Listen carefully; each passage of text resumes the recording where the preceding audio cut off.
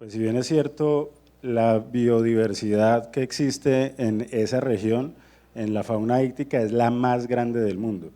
Se tiene un estimado de entre 2.500 y 3.000 especies diferentes de peces que habitan en esa región. Si hacemos un comparativo tal vez de la cuenca amazónica con la cuenca del Magdalena, la cuenca del Magdalena no tiene más de 300 especies diferentes. Cualquier quebrada que usted haga el estudio ictiológico en la cuenca amazónica, usted va a encontrar en promedio 150 especies diferentes. Por ejemplo, toda Europa no tiene más de 30, hablando pues de aguas continentales, ¿no? de aguas dulces. Eh, de las cuales, por lo menos acá en la región amazónica, por lo menos hay 280 especies diferentes de interés comercial como carne, para consumo, y por lo menos unas 200 especies que se comercializan o tienen algún tipo de interés como peces ornamentales. Y ya de extracción, esto es de extracción, en la cuenca son cerca de 250.000 toneladas que todavía pues, claro que desafortunadamente hoy día esas poblaciones han ido disminuyendo, pero Brasil y Perú son los que más están todavía pescando y extrayendo pescado de esa región. ¿Y el porqué de esa gran megadiversidad? Pues la cuenca amazónica, por lo menos el río, su canal principal tiene cerca de 7.000 kilómetros de longitud, abarca 7 países y pues el tamaño de la cuenca es la que hace pues que exista esa gran megadiversidad íctica. Bueno, de las cuales en Colombia realmente son pocas las que se están trabajando en cultivo hoy día y en su producción, tanto en nuestra región como a nivel nacional. Pues ya sabemos que de las especies nativas la que más se produce en nuestro país es la cachama blanca, seguida por el yamú o sábalo como lo conocemos en el Caquetá, y pues a ella sigue el bocachico y en menor medida la gamitana, que personalmente para mí tiene unas bondades o técnicas mucho más interesantes esta especie de que se conoce como cachama negra, que incluso la misma cachama roja. Pero bien, ya por tema de comercialización y cultura de consumo, pues se consume más la cachama roja, así como pasa con la tilapia roja y la tilapia negra. Ya se sabe que la tilapia negra tiene unos desarrollos más interesantes en la parte zootécnica que la tilapia roja, pero pues la que más se comercializa es la roja.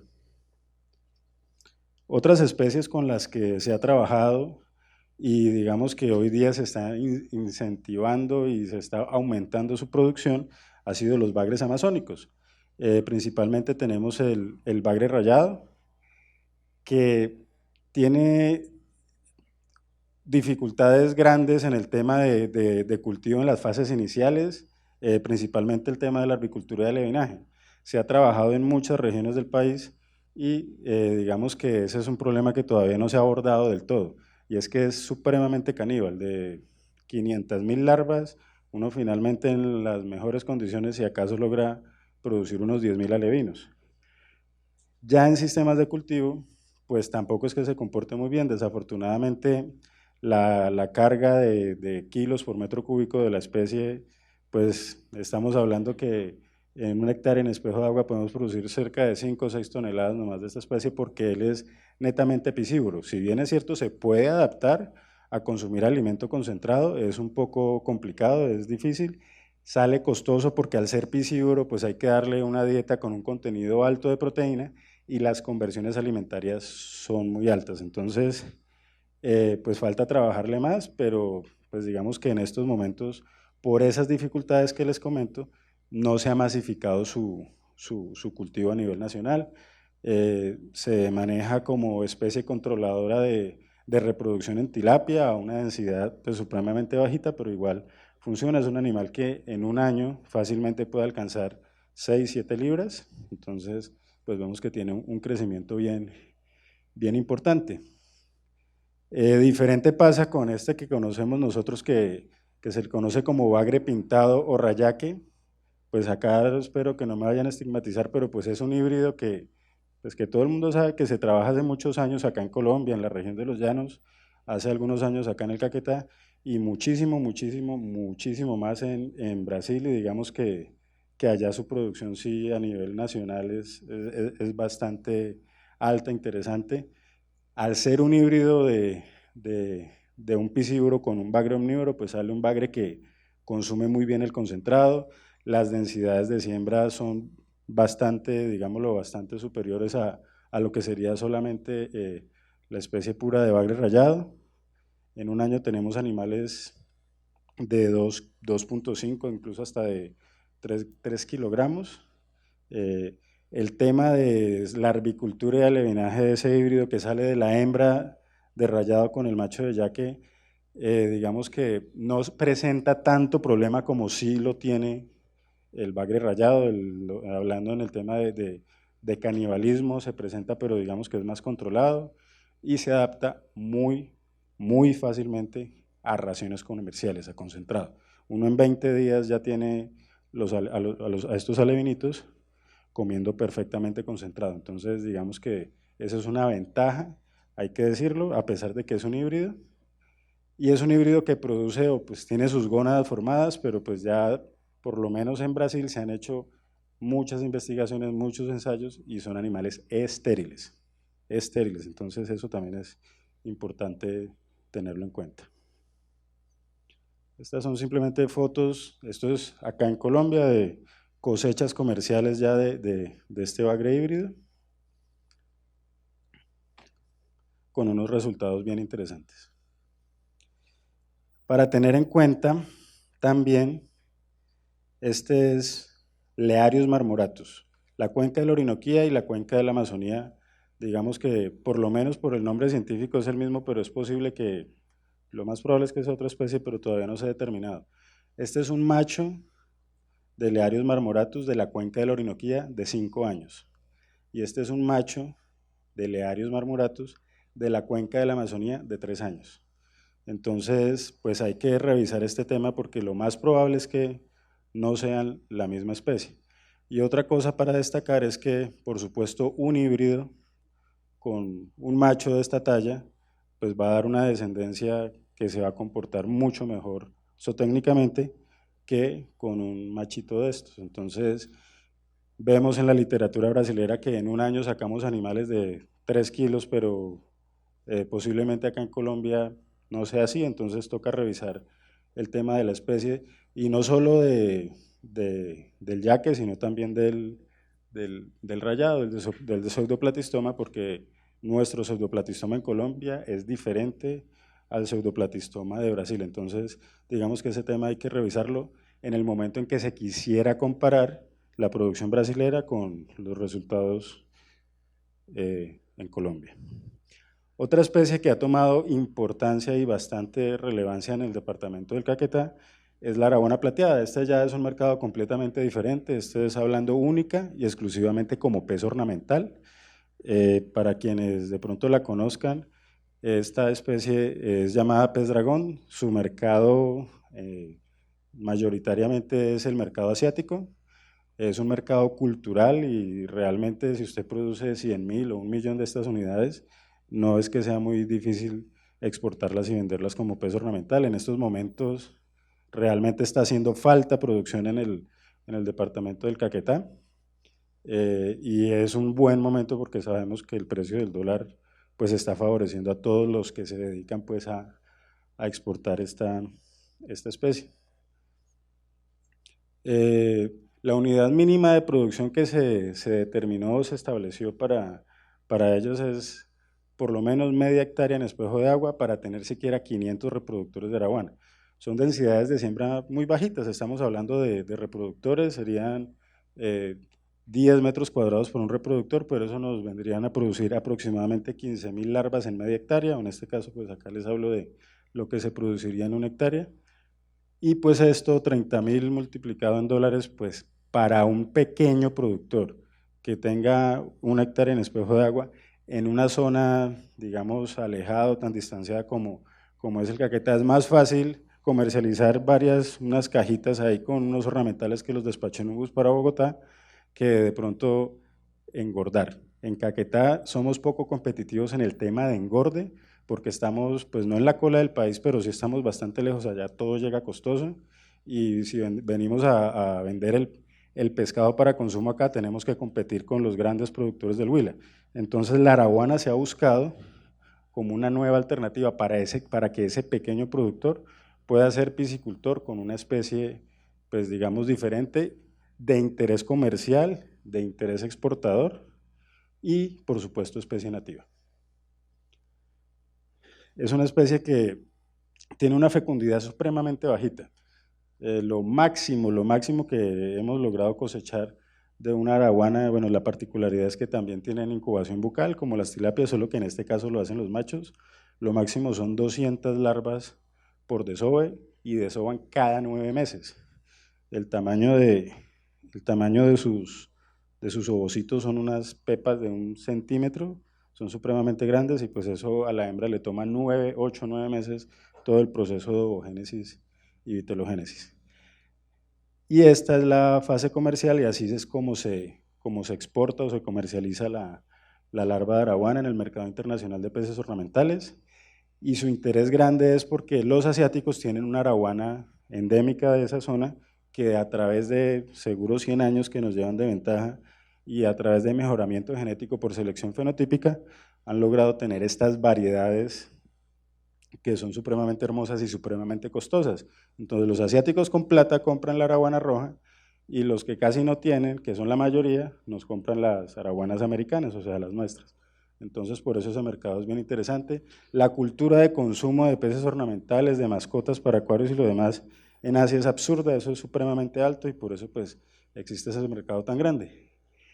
Y Colombia las exporta pequeñitas, pero ellos las venden ya voladas, de unos 20 centímetros. Entonces uno realmente le está vendiendo a otro intermediario que hace otro proceso de levante, le da un valor agregado y ya posteriormente sí se va al mercado local. Bueno, ahora sí vamos a hablar un poquito más pues, de la especie que tenemos más de interés, que es nuestro pirarucú. Bien, pues esta es una especie endémica de la cuenca amazónica, es el pez más grande del mundo de agua dulce, de escamas. En sistemas de cultivo no existe otra especie que crezca a la misma, digamos, a la misma velocidad, no existe, o sea, es el pez de cultivo que más crece en el mundo. El promedio de crecimiento diario es de alrededor de 35 gramos al día, que es lo que alcanza un piraruco en fase de engorde.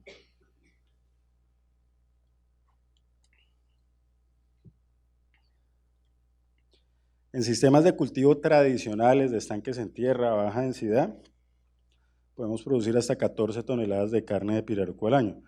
Pero ahorita vamos a ver que ya en sistemas intensivos es mucho mayor.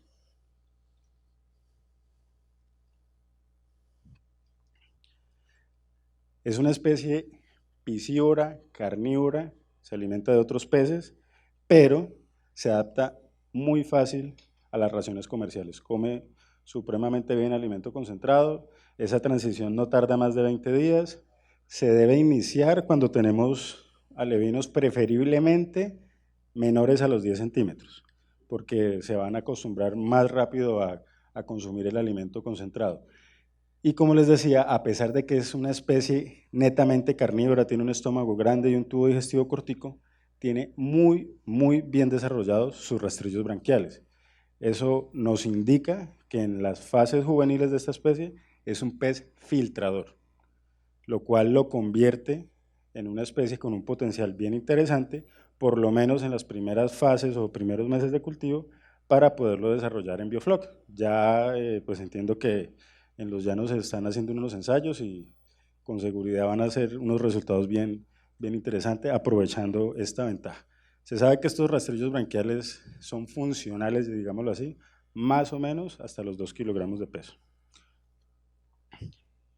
Es una especie de respiración aérea por vejiga natatoria, ese es su principal órgano respiratorio, pero las branquias cumplen su función respiratoria, digámoslo, de un 90% más o menos hasta los 10 gramos. O sea, cuando tenemos un pirarucucito de 10 gramos, que es más o menos 10 centímetros, ese pez depende de la respiración que el oxígeno, que el agua, perdón, que el agua tenga suficiente oxígeno, si no pues se nos va a morir o se nos va a afectar. Pero ya un pirarucú de 100 gramos, esas branquias ya prácticamente no son funcionales para la difusión CO2-oxígeno. Tiene otras funciones iónicas que incluso cuando es grande siguen funcionando, pero por lo menos un pirarucú de 1 kilogramo, esas lamelas ya prácticamente desaparecen, es como si fuera una salchichita, un dedito ahí pelado, entonces ya no, prácticamente no tienen función respiratoria después de 1 kilogramo de peso. Ahí sí, única y exclusivamente dependen de su órgano respiratorio, que es la vejiga natatoria, que es un órgano, digámoslo, análoga a un pulmón. Y ahí sí van a depender única y exclusivamente de la respiración aérea por vejiga natatoria. Esto entonces nos indica que cuando estamos haciendo trabajos de manejo de reproductores para poder obtener desoves, larvas y alevinos, si bien los reproductores no es que vayan a ser muy exigentes en oxígeno, sí lo van a hacer en calidad de agua. Pero ojo con esto, no quiere decir que cuando ya tengamos juveniles o adultos, el agua pueda ser de cualquier tipo, pues si no puede tener oxígeno y puede estar dañado, picho, eso es falso. El pirarucú en todas sus fases de desarrollo necesita agua de buena calidad y pues en buena calidad estamos hablando de todos los parámetros en los cuales pues este pez ha evolucionado. Es una especie que se considera fósil viviente, lleva más de 200 millones de años habitando este planeta. Y con esto les quiero decir que tiene un rango, digamos, donde se puede cultivar o manejar sin dificultades entre los 26 y los 30 grados centígrados. Si alguien piensa cultivar pirarucú a los 25, a los 24 grados, pues créanme que va a tener dificultades si no tiene forma de controlar la temperatura. Y por encima de los 30, pues de la misma forma, estamos hablando de temperaturas promedio, ¿no?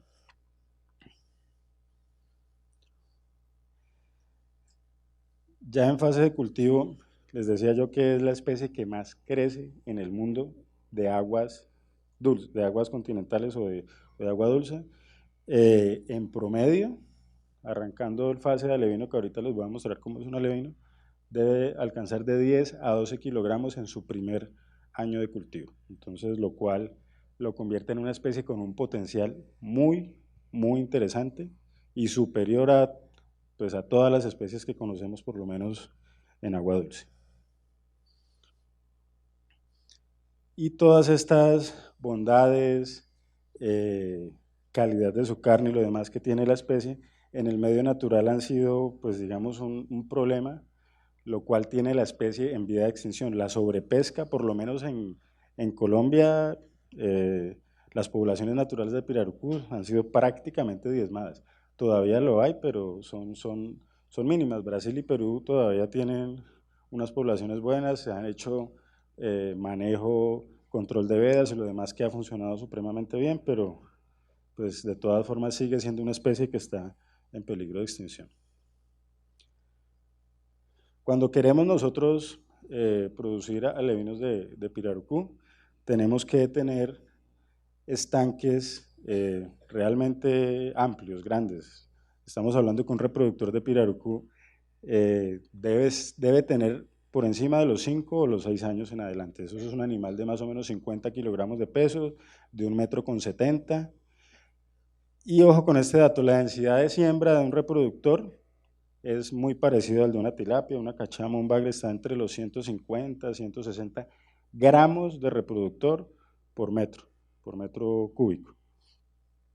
Pero si multiplicamos eso en un animal de 50 kilos, pues eso nos viene a dar como algo así como 400 o 500 metros cuadrados por reproductor. O sea que para yo poder reproducir ese pirarucú en cautiverio, necesito un estanque con una pareja de reproductores de pirarucú de más o menos 1000 metros cuadrados. Entonces, esa es el área requerida para que podamos pensar en tener reproducciones de pirarucú. Cuando tenemos estanques bien largos, podemos hacerle divisiones. Acá pueden ver que inicialmente se pusieron en malla eslabonada metálica y eso no sirvió porque un animal de 50 kilos impulsado la rompía como si nada. Entonces tocó después poner estas estas barreras de concreto, placas de concreto, pues digamos allí algo perforadas para que permitieran el flujo de agua y pues bueno, eso sí nos funcionó. Entonces, pues de pronto para que piense hacerle una división a unos animales grandes, pues ya sabe que tocas con una vaina de concreto, si no, una malla metálica no sirve. El manejo de los reproductores, pues tenemos que primero saber su edad, por supuesto su sexo.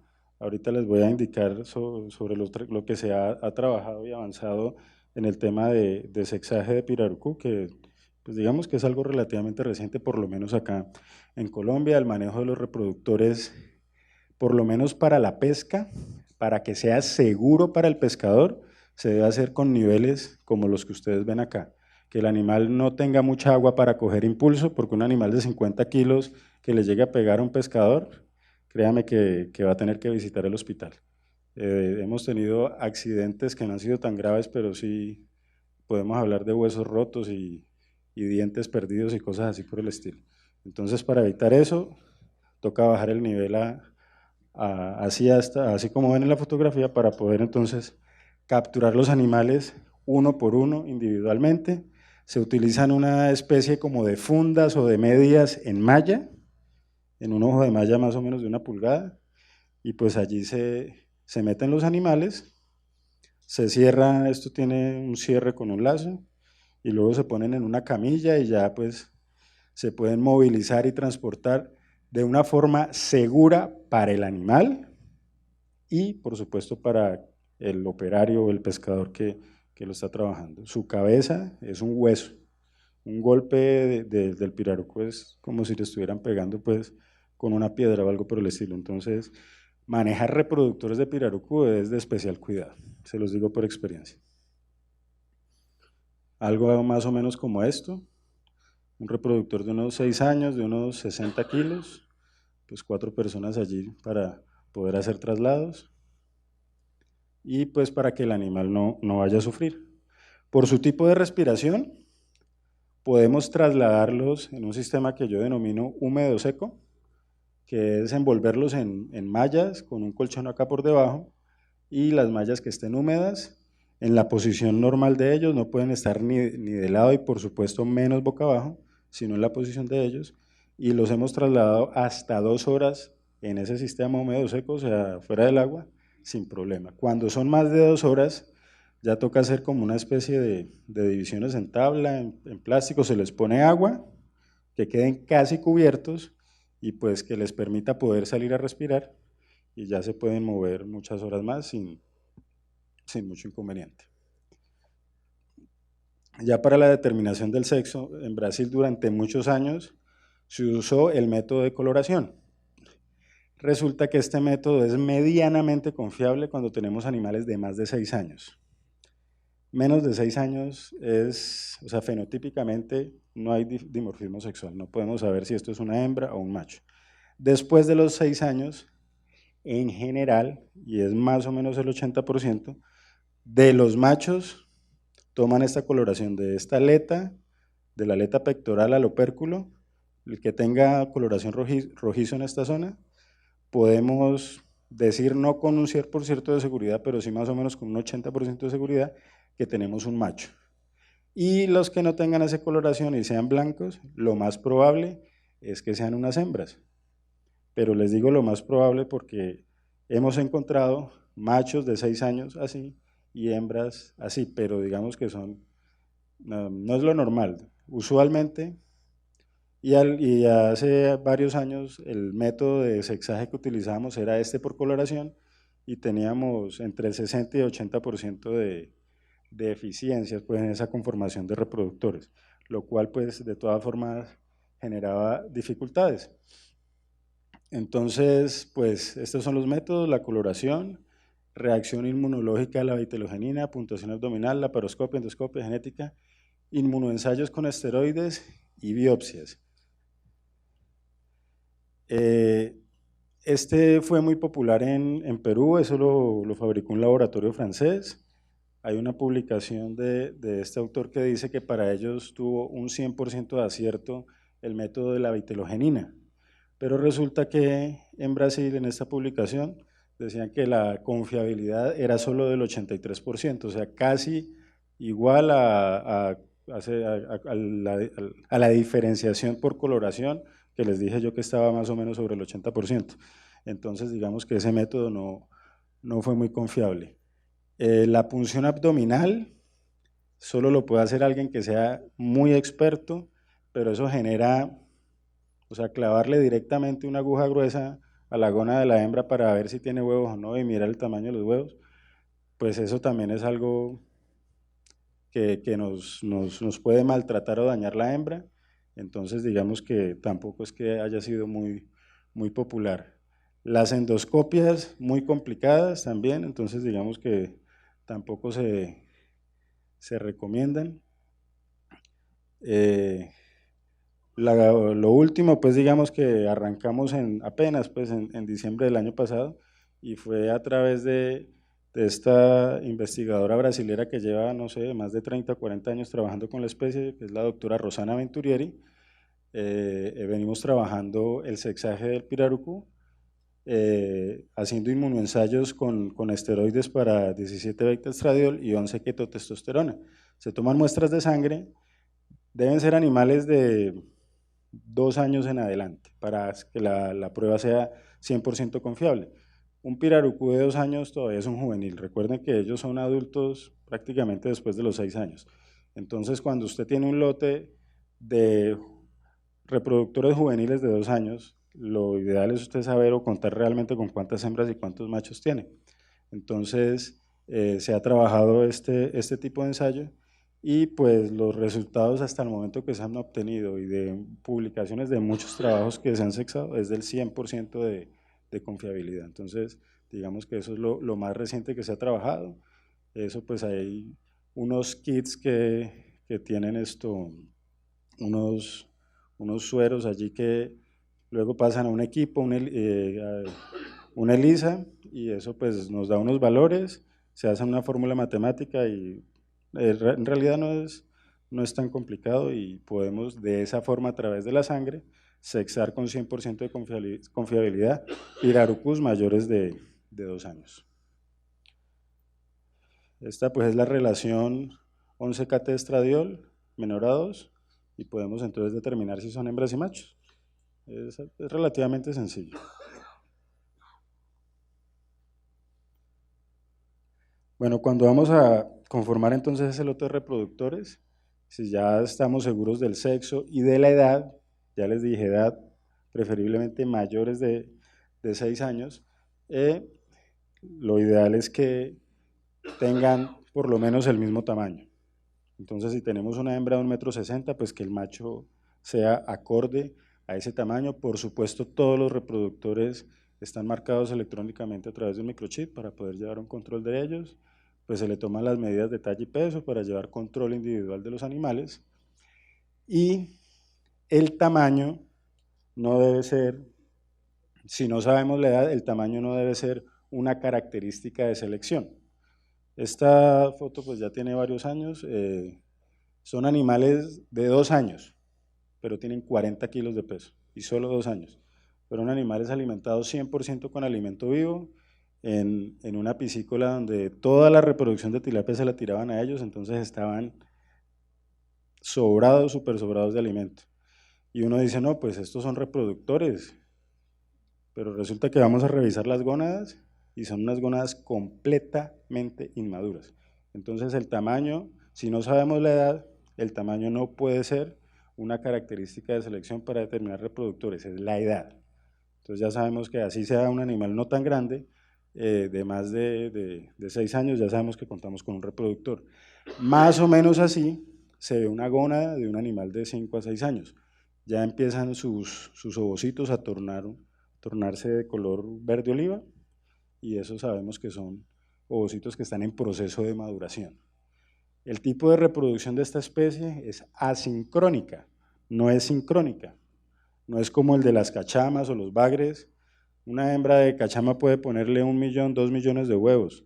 Los sincronizó todos, los ovuló todos y para afuera. El bagre lo mismo. No, una hembra de pirarucú puede tener puede tener 600.000 huevos en su gónada, en su ovario, pero él solamente recluta y llega a maduración final 2.000, 3.000, 4.000, 5.000, y eso es lo que ovula, no más. Entonces, por eso se llama asincrónico, solo sincroniza un lote de sus ovocitos, y eso es lo que ovula y es lo que pone.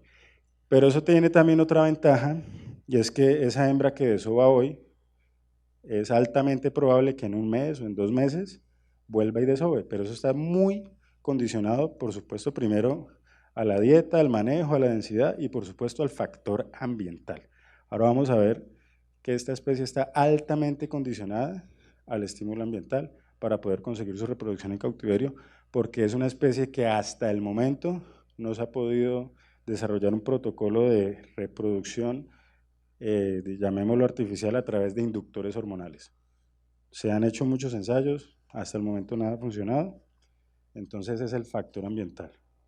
Otra característica es que sus huevos son adherentes, ellos hacen un nido en la tierra, realmente muy parecido al de la tilapia, por supuesto pues un poco más grande, y estos son huevos de piraruco, ya fertilizados, estos son larvitas, la tapa es para la relación del tamaño, vean esa semejante cosa tan chiquitica y increíble tamaño al que alcanzan estos animales. Y esto es lo que yo les hablaba del alto condicionamiento que tienen estos animales al factor ambiental y de todos los calidad de agua, de temperatura, pH, oxígeno, etcétera, etcétera, brillo solar. Lo que más marca es la precipitación. Por lo menos en la región del Caquetá, digo normalmente porque es que hoy día el clima está absolutamente descontrolado, entonces ya uno no puede los regímenes de lluvia calcularlos como de pronto se hacía antes, y eso realmente ha afectado demasiado. El cambio climático, por lo menos en esta especie, para sus desoves en cautiverio, se ha visto supremamente afectado estos 2 últimos años a causa de eso.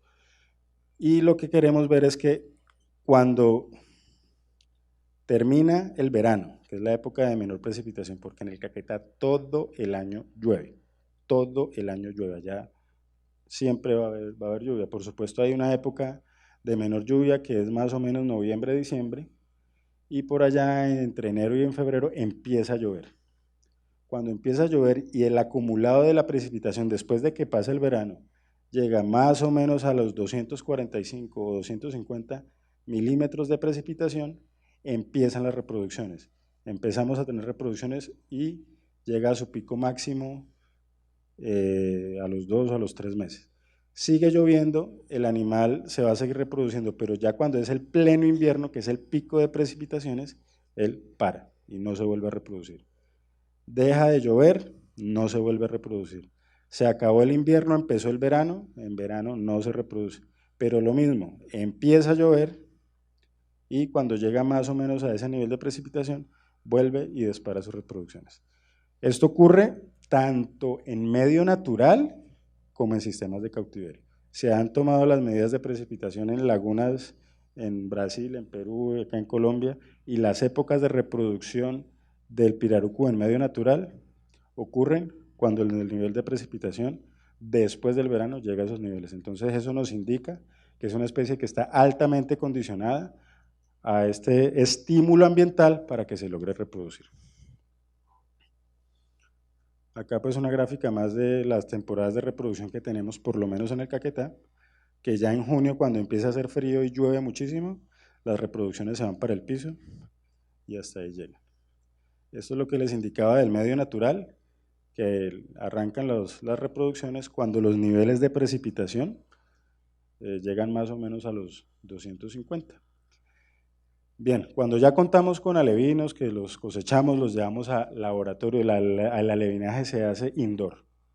Ese alevinaje se hace indoor todo el tiempo. Acá no podemos pensar en que vamos a sacar los estanques en tierra, enmallados, que para que los pájaros no.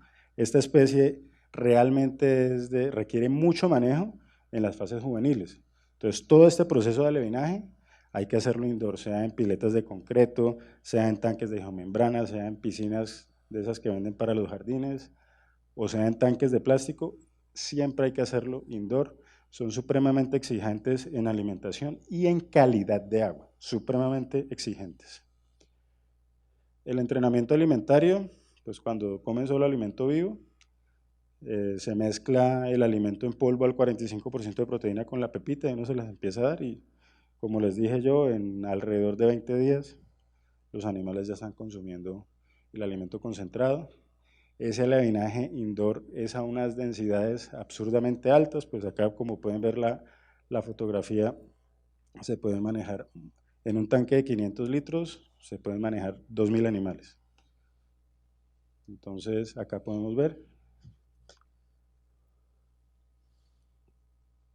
Cuando los cosechamos muy chiquiticos, ellos van a comer básicamente solo zooplancton. Recordemos que tienen muy desarrollados sus rastrillos branquiales, entonces van a ser unos muy buenos filtradores. Y ya después vamos suplementando ese zooplancton con alimento en polvo, luego con alimento en pellet, y algo así como a los 20 días ya están comiendo solo alimento concentrado. Después del alevinaje pasamos a fase de lo que nosotros llamamos prelevante para obtener el alevino para iniciar la fase de engorde. Y en ese prelevante vean ustedes que esa es la densidad de siembra, pues ahí están esperando es que le tiremos comida, no quiere decir que esté uno encima de otro, pues por la fotografía así pareciera, ¿no? Pero nuevamente, en este momento ahí hay 100 kilos por metro cúbico de pirarucús. No se ve acá, pero hay un nivel de recambio de agua supremamente alto. Eso es algo así como de un 200% hora. Necesitamos tener, vean ustedes el color del agua, el agua es transparente. Necesitamos tener una excelente calidad de agua en esta fase. Son animales que en las fases iniciales comen 24 veces al día, o sea, cada hora, día y noche hay que estarles dando comiendo, tienen un metabolismo supremamente acelerado. Y ya en esta fase que están más o menos de 250 gramos, ya comen unas 6 veces al día, alimento al 45% de proteína. Y así finalizan en estos tanques, y esto es un alevino de pirarucú. O sea, de este tamaño se debe iniciar la fase de engorde. De este tamaño debemos sembrar nuestros pirarucú en un estanque de engorde para, pues, ¿qué pasa con un animalito de 20 o 30 centímetros que se la pasa en la superficie respirando? Pues cualquier águila, garza, martín pescador se lo va a llevar. Entonces, si los sembramos pequeñitos, la predación va a ser altísima. Realmente estos son peces bien tonticos, llamémoslo así, son bien tonticos. Entonces, ese alevinaje indoor se debe hacer hasta este tamaño. Requiere mucho manejo inicial, digamos que es una dificultad, pero los resultados de sobrevivencia son muy altos, son muy buenos, requiere mucho manejo, pero vean ustedes. Entonces, arrancando, esto es, digamos que el día cero, pues, y de ahí al año es que tenemos los animales de 10 a 12 kilos. Para llegar a esta libra necesitamos casi los 2 meses, entre 45 y 60 días, pero arrancando con animalitos de más o menos 1 gramo. Estanques en tierra, funcionan, sirve. La dificultad de los estanques en tierra es que como son animales tan grandes, van a generar mucho oleaje, mucha formación de lodos, y si no controlamos calidad de agua, vamos a tener muchísimos problemas, muchísimos inconvenientes. Entonces pueden ver como el alimento de engorde es al 40% de proteína, pues todos esos desechos metabólicos van a ser altos en nitrógeno y pues ya saben ustedes todos los problemas que vamos a tener. Recuerden, es una especie que sí no exige oxígeno, sí exige calidad de agua. Funcionan muy bien en jaulas también. En estanques realmente la carga no puede ser de 2 o 3 kilos para evitar el problema de calidad de agua en zonas donde no podemos hacer mucho recambio. En jaulas es 50, 70 kilos por metro cúbico. Ahí sí pues el recambio es permanente. Esto es un video, vamos a ver cómo lo, no, cómo lo, esto es un cultivo súper intensivo de pirarucú.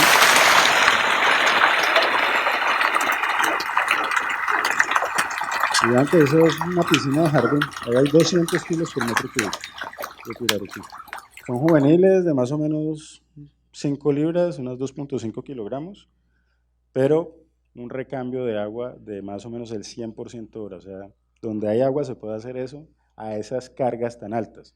Es una especie que soporta supremamente bien esas cargas tan altas, 200 kilos, pero no se puede hacer en todo lado. Donde tengamos buen recambio de agua o un super ras ahí bien montado, lo pudiéramos hacer, de resto muy complicado. A tener en cuenta, a medida que va creciendo el animal, el tamaño del pellet. No podemos pensar en toda la fase de engorde, darle una pepita chiquita a un animal de 10 kilos que va a tener ya una boca relativamente grande, porque pues va a haber dificultad ahí con el consumo del alimento. Creo que estoy un poco mal de tiempo, voy a acelerar un poco más. Los muestreos normales, mensuales, para calcular tablas de alimentación, velocidades de crecimiento. Estos resultados fue cuando iniciamos un proyecto de investigación financiado por el Ministerio de Agricultura, que nos sirvió para embarrarla, cometer todos los errores que ustedes quieran, pero para darnos cuenta que eso que habíamos cometido, pues no lo fuéramos a hacer más adelante, y es por eso que hoy pues ya podemos decir o calcular o poderles decir acá lo que les estamos diciendo. La conversión alimentaria, pues en este ejercicio fue realmente alta por calidad de agua, o sea, y la conversión iba en 1.7, 1.8, muy bien, se dañó la calidad de agua, se subió la conversión alimentaria. Hoy día, manejando buena densidad de siembra, buena calidad de agua, las conversiones alimentarias, si bien siguen siendo altas, que estamos entre 1.8 a 2, el costo de la carne del pirarucú, pues digamos que compensa esa conversión alimentaria pues que todavía sigue siendo relativamente alta. Algo bien interesante es que, por lo menos en esta presentación, tenemos un rendimiento del 70%, o sea que un pirarucú de 10 kilos, al quitarle la cabeza, las vísceras, las escamas y las aletas, nos van a quedar aproximadamente 7 kilogramos. Perdón, sí, que equivale al 70%. La cabeza viene a ser de un 10 a un 12%, dependiendo del tamaño del animal. Entre más pequeño la cabeza es un poco más grande, entre más grande el pirarucú, la cabeza viene siendo más pequeña. Es decir, que un pirarucú de 50 kilos tiene una cabeza que le va a pesar cerca del 8 o 9%. Un pirarucú de 10 kilos, la cabeza le va a pesar de un 10 a un 12%. Las vísceras es realmente poquito, por ser un carnívoro, pues tiene un tubo digestivo relativamente pequeño. Ya en esta presentación, para sacar lo que son lomos, filetes y pechugas, el rendimiento en canal es superior nuevamente a la mayoría o casi todas las especies. El rendimiento en canal de solo la carne, quitando todo, es del 60%. Entonces, eso lo hace que sea nuevamente una especie con un potencial bien interesante. La calidad de su carne también compite, digamos que a los niveles de, digámoslo, del salmón, por la calidad de ella.